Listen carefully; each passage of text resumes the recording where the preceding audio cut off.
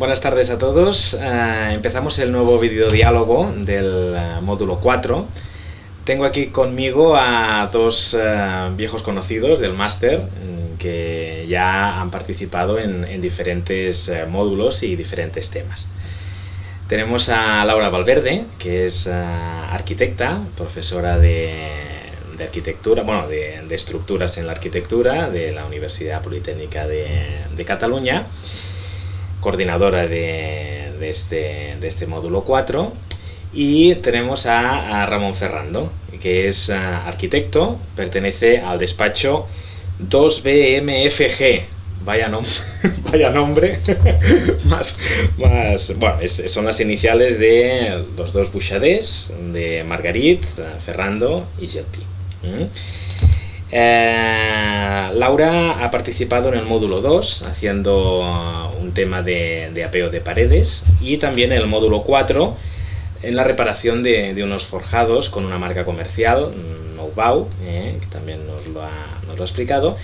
Y Ramón Ferrando hizo la práctica de la Sagrada Familia, de micropilotar la cripta de la Sagrada Familia, y luego en este módulo 4 pues nos ha hablado de fibras de carbono y nos ha preparado unos excelentes apuntes.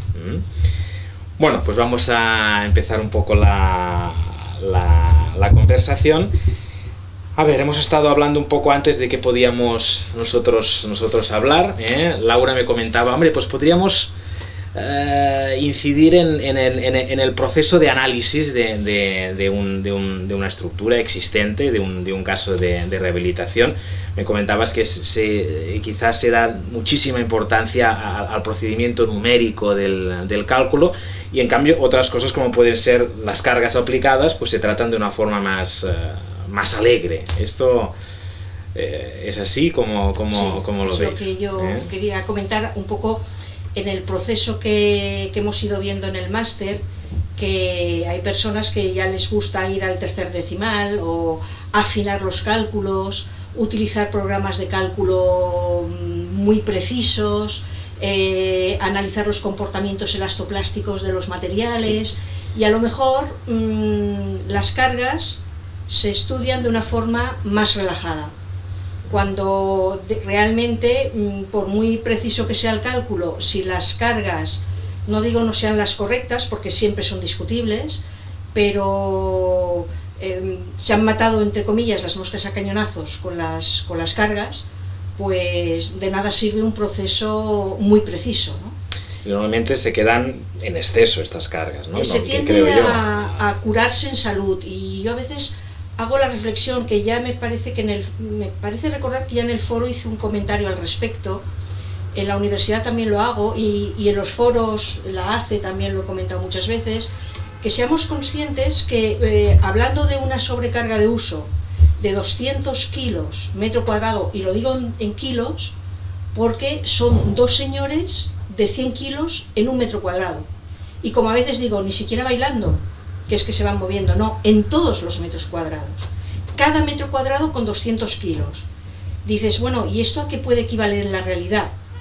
Vale que esté considerado un poco un efecto dinámico y tal, pero ¿a qué puede coincidir en la realidad? ¿A una librería? ¿Al peso de una librería? ¿Al peso de un aparador con una vajilla, que todo eso pesa mucho? Sí, pero es que eso lo tenemos situado en unas zonas en concreto y no en todos los metros cuadrados. Y encima, esos 200 kilos metro cuadrado no eximen la consideración de tabiquería, cuando normalmente, si estamos ahora aquí sentados, no tenemos encima el tabique, y estamos hablando de una tabiquería de 100 kilos, con lo cual estamos hablando ya de tener considerados en un metro cuadrado 300 kilos, y además los mayoramos. Entonces yo no digo que la normativa esté mal, pero que ya la tendencia es conservadora, en mi opinión. Sí, claro. También se ha de considerar que en general todos los edificios se han construido con mucha anterioridad a la publicación de las normativas actuales. Claro. Bajo otras normativas, o a veces incluso sin una normativa clara, en edificios muy antiguos, anteriores a los que eran con el 60. Manual de la construcción. Exacto. Que no había normativa. Y inicialmente las sobrecargas que se consideraban en una vivienda eran de 150 kilos metro cuadrado y, si era vivienda social, y una sobrecarga de tabiquería de 50 kilos. Sí. Esto cuando había norma. Cuando empezó a haber la norma y hacía la diferenciación entre vivienda social y luego vivienda en general. ¿Y qué podemos hacer contra esto? No, simplemente lanzamos la reflexión en el sentido de que, bueno, reflexionemos. Por ejemplo, yo ahora en la práctica que estábamos planteando en nuestro bloque, había un cambio de uso. Era un edificio que había sido vivienda y había tenido un cambio de uso a restaurante. Entonces ya hay personas que me decían, bueno, pues uso comercial, 5 kilonewtons. Dices, pues quizás excesivo, porque 5 kilonewtons, que a veces no reflexionamos del valor del número real, o sea, la traducción real del número, ¿no? Y que entonces, pues que lo analicemos, simplemente, o yo, por ejemplo, hay veces en cálculos que he hecho en rehabilitación, no sé si coincido contigo, Ramón, que cuando he querido afinar el número, digo, bien, la normativa esto, pero yo estoy actuando en un vano, y en este vano no hay tabiques. Pues a lo mejor puedo disminuir esa carga de tabiquería. Bueno, no estoy obligada. Y de hecho creo que se puede reducir, digamos, la carga, la sobrecarga de uso normativa, se puede reducir por el hecho de ser un edificio antiguo. Nosotros tenemos, digamos, la potestad en general de decir, miren, en vez de 200 kilos metro cuadrado, pues aquí no carguen más de 100 kilos metro cuadrado y lo pueden hacer de esta forma o de esta otra, ¿no? Y también quizás donde se cometen también muchos errores es en valorar las cargas existentes, ¿o no? Porque sí, yo a veces tengo ganas de coger ese pavimento o coger esa capa de formación de pendientes y pesarlo en una báscula. Claro, aquí entra un tema de las posibilidades que tienes de realmente tomar muestras in situ y pesarlas. Es decir, un forjado. Nosotros un forjado lo estimamos en función de la sección resistente y de unos pesos, unas densidades que en general siempre tomas la densidad mayor de las que has obtenido en la documentación que puedes tener. Es difícil coger un trozo de forjado, quitarlo y pesarlo. Un trozo de forjado, sí. Pero sí que se puede pesar partes del forjado. O en las cargas, o como igual que los camiones tienen plataformas y me parece que existe ya algo para como sensores, para tener en cuenta las cargas que realmente hay, o sobrecargas, digamos, a nivel de mobiliario. Es decir, que las normativas siempre se han ido replanteando, métodos de cálculo, se han ido fórmulas, pero el tema de cargas no se ha creo yo que no se ha replanteado tanto. Sí, quizá, que ¿no? hay un primer replanteo que hicieron en una normativa catalana, que es la de rehabilitación de edificios de viviendas, creo que del año 93. La EOR. La EOR, sí. Que es una normativa que leerla te hace realmente pensar y reflexionar un poco respecto a las cargas.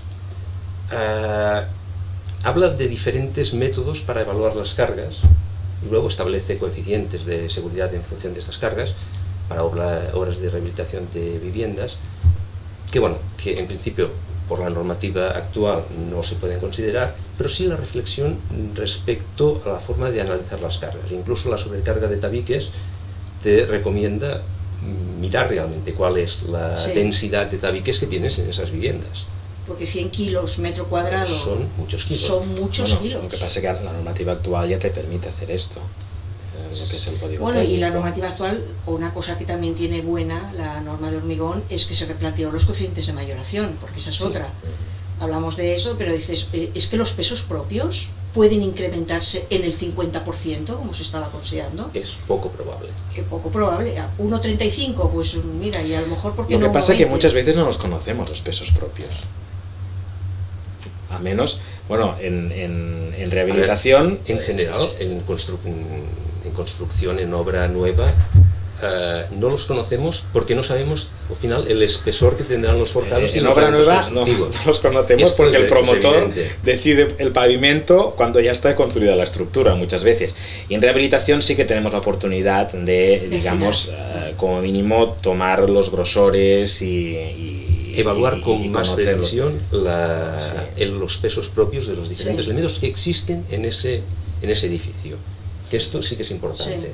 Bueno, y la EOR, de hecho, en base al conocimiento que se puede tener sobre estos espesores y estos pesos, pues te permitía reducir el coeficiente de seguridad, cosa que es muy lógica. Pues que además fijaros que la sobrecarga, la carga permanente de pavimento, a lo largo del tiempo más o menos se ha ido manteniendo en unos 100 kilos, estamos hablando, cuando de hecho cada vez más los pavimentos actuales pues 30, 40, 50 kilos, o sea, no pasan de ahí. Es decir, que ahí seguimos siendo conservadores. Depende, porque bueno, tenemos si vamos a un los mármol, pavimentos pétreos que sí que se mueven en ese entorno. En cambio, pavimentos más ligeros, tipo parquets de madera, acabados de linoleum, de vinílicos, porcelánicos. Todo eso pasa que puede ser que también les den una capa de mortero, bueno, se han nivelado, sí, tienen que nivelarlos, pero quiere decir que siempre tendremos la nivelación es muy importante, cuando empiezan a prever tubos de calefacción por debajo del pavimento, pero no siempre. Porque a veces, precisamente, en rehabilitación se puede dar, y se da bastante frecuentemente, el caso de que tienes poca altura libre en el edificio. Cada vez ponemos más instalaciones, necesitamos más falsos techos para pasar instalaciones cuando no es vivienda, por ejemplo. La altura libre es muy importante, por lo tanto, el espesor del pavimento son unos centímetros que podemos recuperar como altura libre para colocar instalaciones. Por lo tanto, cada vez tenemos pavimentos menos pesados. Se han de tener en cuenta. Y siempre tiramos eso a lo conservador, que bueno, que está bien, si no decimos que está mal, pero lo que queremos introducir es esa reflexión, ¿no? Es decir, reflexionemos sobre las cargas cuando ya conocemos lo que tenemos en las manos, o lo que estamos diseñando, ¿no?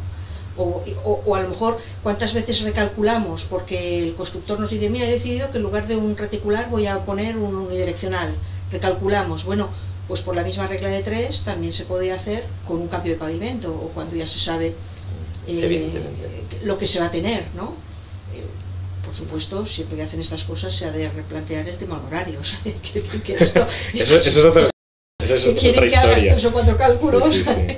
Sí, porque cuando hacen sorpresas en una obra y el palete tiene que estar más días picando o tiene que poner más material, pasa, digamos, un cargo aparte, pero en cambio el técnico normalmente no se le permite decir, no, es que, oiga, es que he necesitado estudiármelo mucho mejor y he dedicado muchas más horas, ¿no? Bueno, que es un tema que también se ha de empezar a considerar, que cualquier modificación impuesta por la propiedad o por modificaciones realizadas en la obra por la constructora, evidentemente en el constructor de estructuras debería repercutir como un incremento de honorarios, porque te pasan mucho más trabajo. Es decir, es lógico. Y hasta ahora no es una mentalidad ni un pensamiento que haya calado en la sociedad, pero que tenemos que intentar que cale. Porque la realidad es que si tenemos que trabajar más horas, son costes en los despachos, y por lo tanto... bueno, a veces a mí me han llegado a pedir en obra nueva que planteara, como eran muchos miles de metros cuadrados, que calculabas un módulo y lo calculabas con reticular, con una prelosa, con distintos sistemas, para ver el más económico, y en función del más económico ser el que se construye. Entonces pretendían pagarte, bueno, pero tú cobras por metro cuadrado. Sí, pero si ese metro cuadrado lo he calculado 4 veces para que tú te ahorres un montón de dinero, lo de menos son los honorarios, porque realmente tampoco tenemos unos honorarios, o sea, no estamos todos... Muy holgados, ¿no? Es evidente. ¿Son bajos los honorarios del consultor de estructuras en relación con los honorarios que percibe el arquitecto generalista? En relación con la responsabilidad que estamos asumiendo, yo creo que son bajos. Son bajos. La responsabilidad, y bueno, muchas veces casi el 50% de los planos de un ejecutivo son de estructuras. Y el sistema de subcontratación, habitualmente, que es el arquitecto, digamos, generalista, que subcontrata, bueno, quizá en rehabilitación, en nuestro caso, esto cada vez digamos, vamos asumiendo más nuestra propia responsabilidad, ¿no? Pero es muy típico que el arquitecto, digamos, que tiene que realizar una obra global, cuando se encuentra un problema, pues llama al consultor de estructuras, y este consultor de estructuras pues percibe los honorarios que le da el arquitecto, ¿no? Esta es una pregunta trampa porque no la teníamos preparada, ¿no? Pero ¿qué pensáis? ¿La relación entre honorarios entre uno y otro es adecuada o no? Aquí os he pillado, ¿eh? Yo creo que no. Y por ejemplo, a mí me ha pasado de tener una persona, yo he llegado a tener una persona en el despacho que por las mañanas trabajaba en el despacho de un cliente, arquitecto, haciendo proyectos ejecutivos, y por la tarde estaba en el mío haciendo proyecto ejecutivo de estructuras. Y me decía que le llamaba la atención que le llevaba el mismo tiempo o más tiempo hacer el ejecutivo de estructuras que el ejecutivo de todo el proyecto. Sin embargo, nuestros honorarios, ¿qué rondan respecto al proyecto? ¿Un 30%? Bueno, depende, claro. Sí. Con suerte el 30%. Si sabes negociar. Entre el 20, sí, pongamos entre el 20 y el 30%. O menos, sí.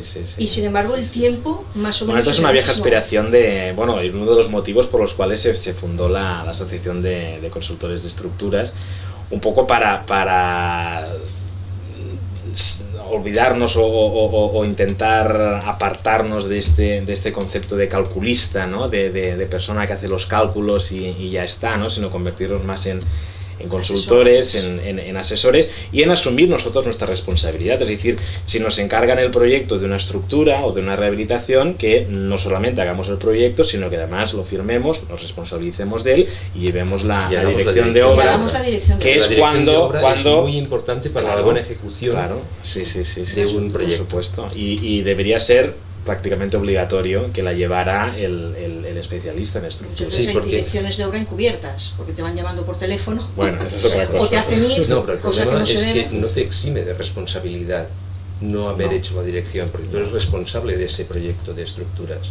En cambio, en obra se puede haber ejecutado de una forma no demasiado correcta, ya no digo incorrecta, pero puede llegar a incluso en la incorrección en algunos elementos. Bueno, el arquitecto generalista no suele tener suficiente experiencia en la construcción de estructuras. O no fijarse en determinadas cosas que nosotros ya estamos más viciados, ¿no? O de llegar y porque sabemos cuáles son los puntos más problemáticos de cualquier estructura o de cualquier rehabilitación estructural. Sí. Porque los hemos tenido que diseñar. Y por más que expliques, seguro que no llegas a... Aquí estaremos los tres de acuerdo. Pasa que aquí necesitaríamos un arquitecto generalista para poder debatir. Defendiendo un poco... A ver, de hecho, nosotros en el despacho hacemos proyectos y cálculo de estructuras y rehabilitación de estructuras, y rehabilitación de edificios.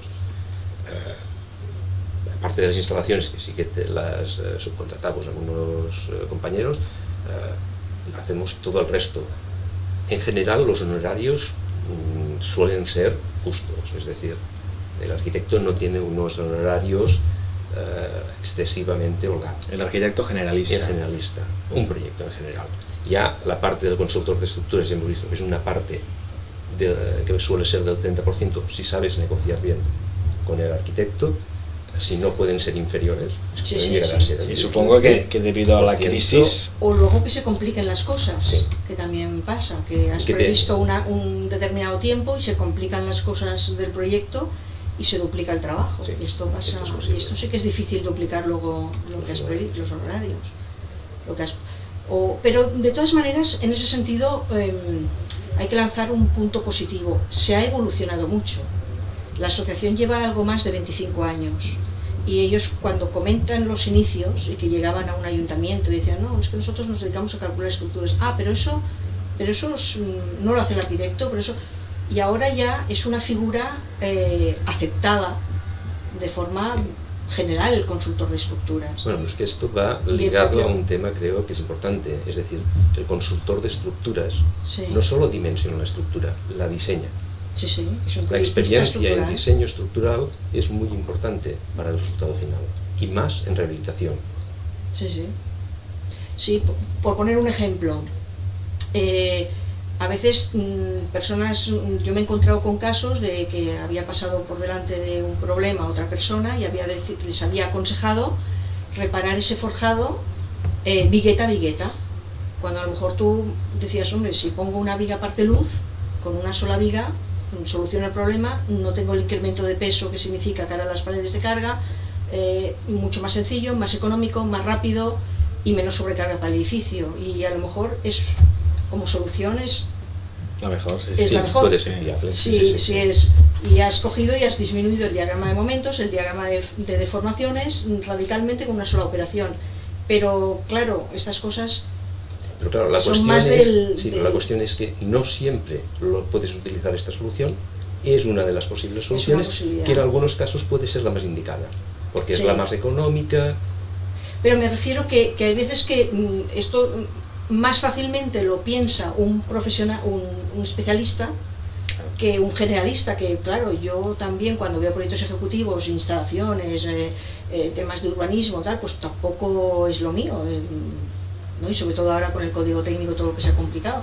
Es decir, cada uno zapatero a tus zapatos, y el arquitecto dice, pues me quitan honorarios, pero por otro lado me liberan tiempo para hacer otras cosas, con lo cual mejor lleva tú la dirección de obra de esto, que yo creo que es el siguiente paso que estamos ya a punto de dar, porque cada vez se ve más. O sea, muchas veces he llegado a un sitio y había diseñado un apoyo y me encuentro la viga con la pletina, claro, el que suelda no entiende el porqué, pero dice, pues si lo sueldo todo mejor, más fuerte que queda, y tú piensas, no, que va una pared de carga y está provocando un flector, y llegas en ese momento y dices, hey, espera, que eso no era así.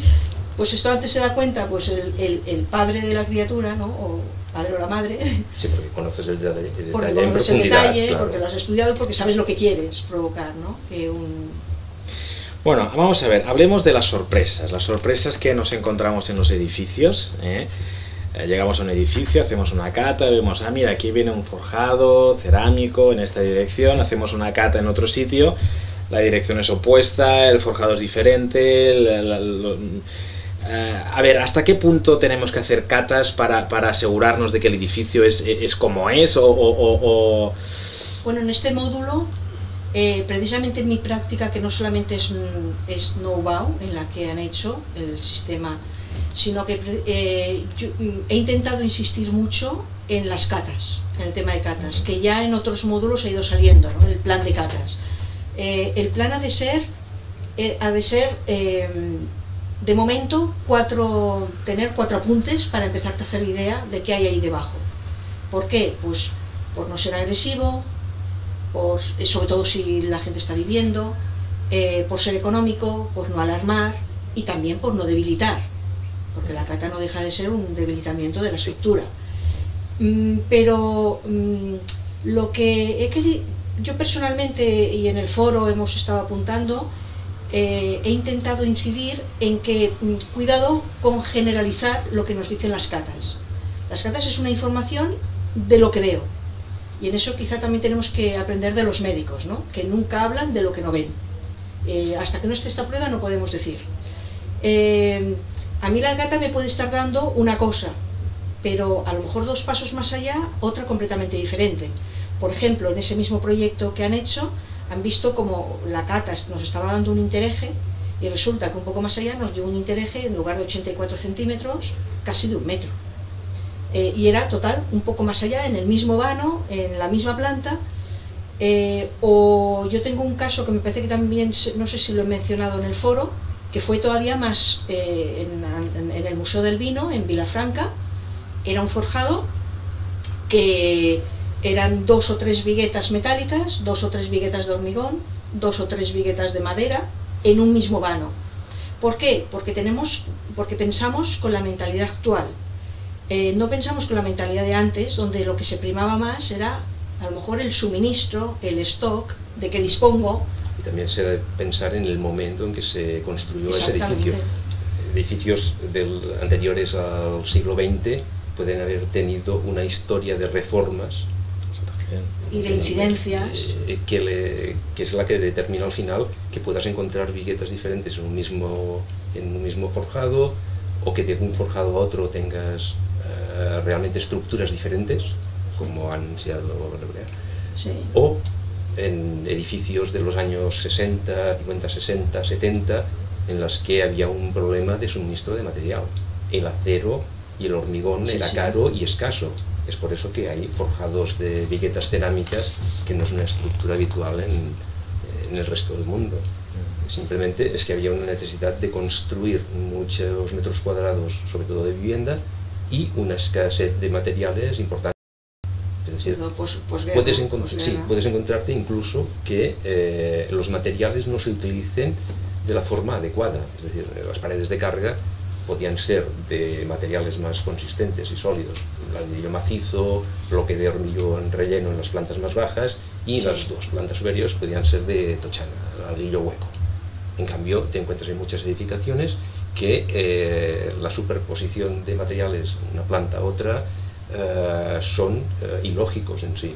Y Sí. la explicación es que simplemente ese es el material que tenían en el momento, que tenían para construir la planta baja, y luego en la planta quinta igual tenían un material más resistente. O, por ejemplo, otras razones, pero muchas, porque un alumno me preguntaba ¿por qué en el techo del sótano de esta práctica que has presentado eran forjados prefabricados y en las otras dos plantas eran forjado cerámico? Y dices, bueno, pues a lo mejor porque necesitaban techar mucho más rápidamente el techo del sótano, que ya era la planta baja, para acceder enseguida, poder hacer acopio de material.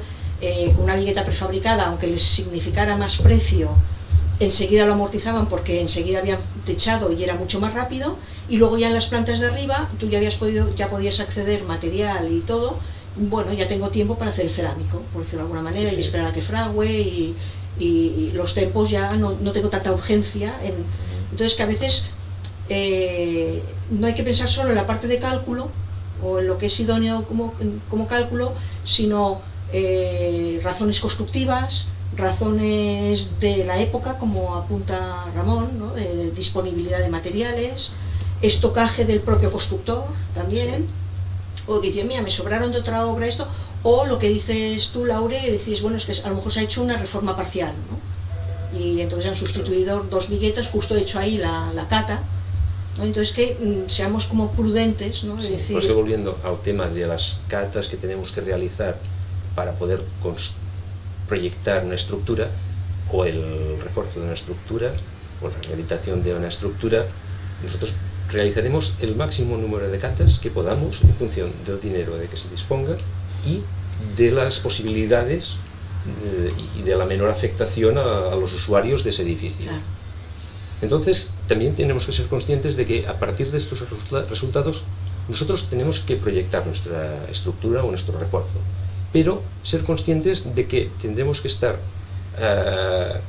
muy al tanto de modificar o recomprobar lo que hemos hecho en función de lo que vayamos viendo una vez se ejecuta este refuerzo. Sí, exacto, de lo que va Es un pasando. tema exacto.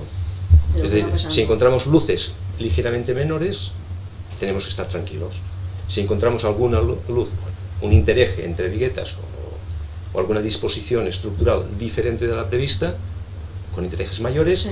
se tendrá que comprobar, recalcular.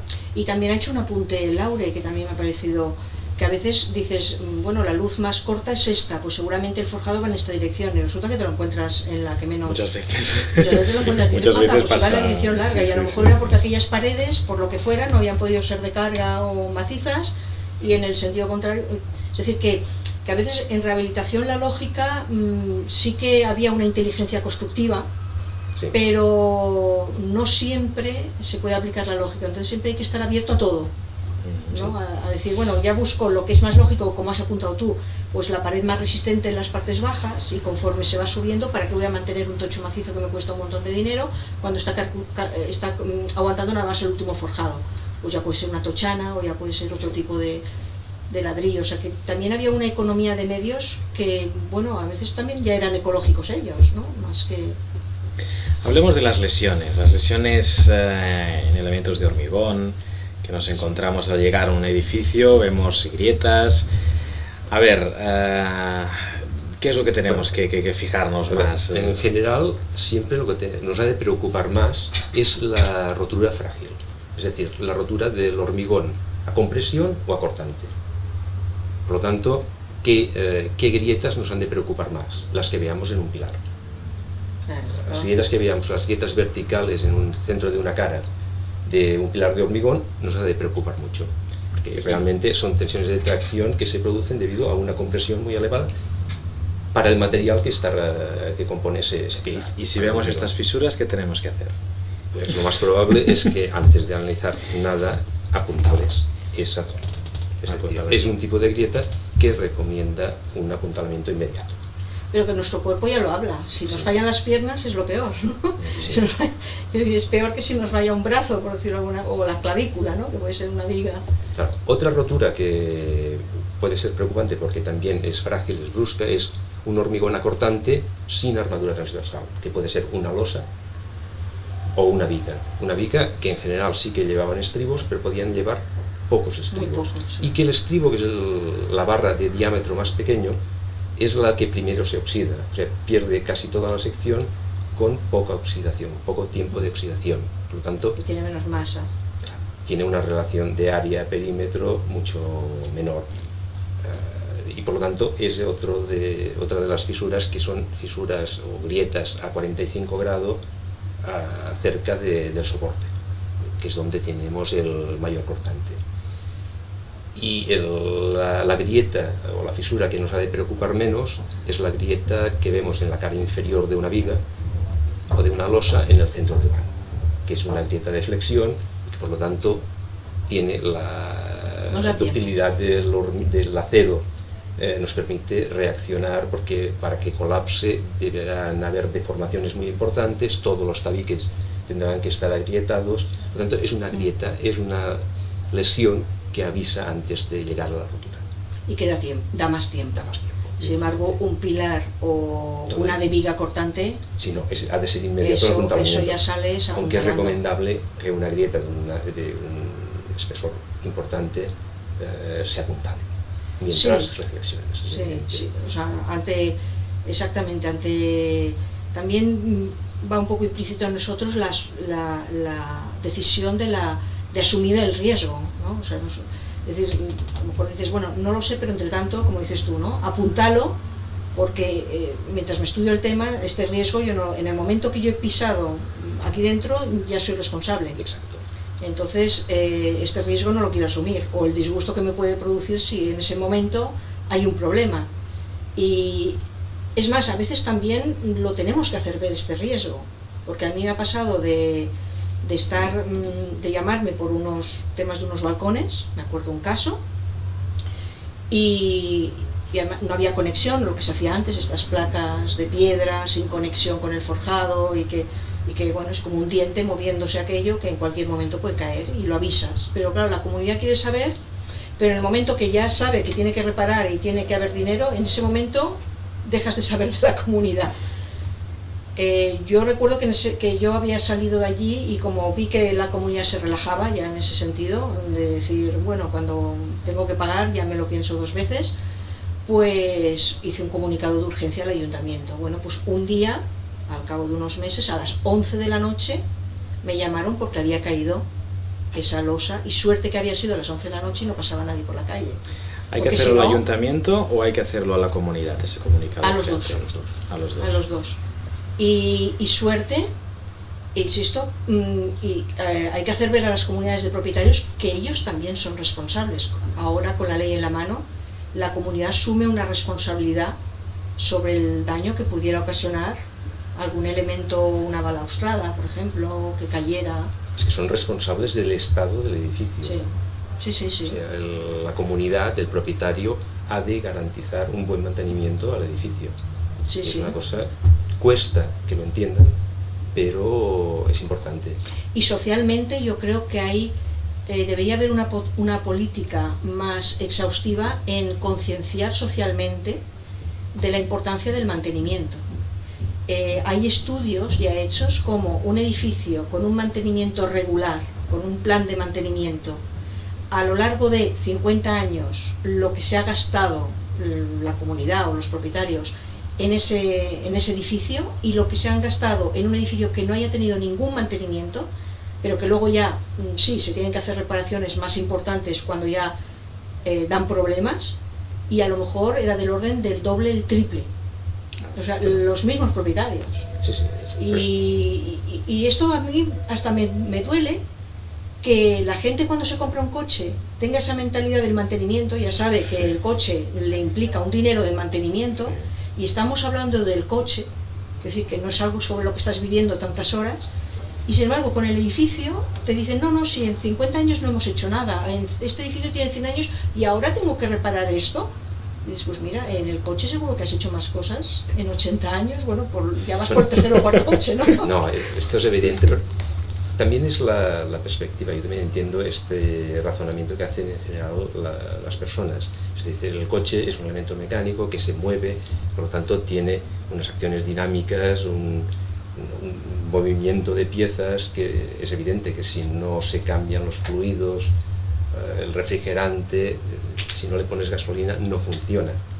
En cambio, en el edificio, que le pasa un poco lo mismo. Es decir, en un edificio los materiales envejecen, están sometidos a los agentes climáticos externos, agua, viento, heladas. Se dilatan y se contraen, con lo cual térmicos. Puede haber una pérdida de agua por un bajante, y reparar ese bajante no es nada, pero al cabo de los años, con esa humedad persistente en el forjado, ha oxidado las armaduras. Si era un forjado pretensado, pues han desaparecido las armaduras, y entonces resulta que ese coste que había sido sustituir un trozo de bajante, de estos Duralita que ya estaban hasta vegetados y todo, pues resulta que eso ahora se ha duplicado porque ya ha afectado al cambias el bajante, refuerzas las viguetas del forjado que se han estropeado, que tienen lesiones, incluso el muro también, porque si hay elementos metálicos embebidos en el muro, al oxidarse estos elementos metálicos aumentan de volumen, rompen el muro. Si es un muro de carga, afectación. Entonces, normalmente es más fácil reparar un muro de carga que no una viga de hormigón, pero tienes que incluir también este coste de reparación. Sí, en el muro hay muchos metros, claro, entonces puede haber muchos metros.